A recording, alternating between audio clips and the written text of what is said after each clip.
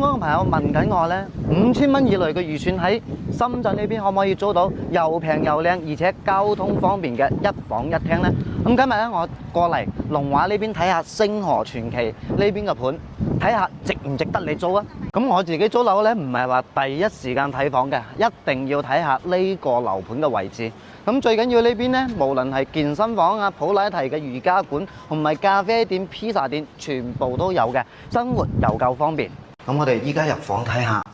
喺我預計中呢個45平可以做翻出嚟嘅一房，空間設計感更加大少少。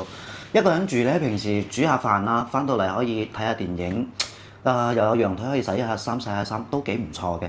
咁我覺得咧，每個人對於租房同埋買房嘅要求同埋預算都唔一樣嘅。如果你話一個人喺深圳北站紅山附近上班，或者你喺香港上班嘅，咁呢個單位租金先4700蚊咧，就好適合各位去住噶啦。咁最緊要咧就係我哋嘅房咧，其實真係住起身好舒服。冇話你一個人啦，就算帶埋女朋友翻嚟，起碼呢個窗口啊，真係好稀缺，有太陽都可以曬得嚟呢度嘅。其實我每日拍樓咧，唔係話想將我啲片或者每一套房邊套房最抵咁推薦俾大家，而係咧想將生活當中深圳每一部分嘅都分享俾各位，可以俾大家可以了解到深圳嘅生活。如果預算唔多嘅話，你會租翻福田定係租我哋龍華呢邊呢？評論區話我知。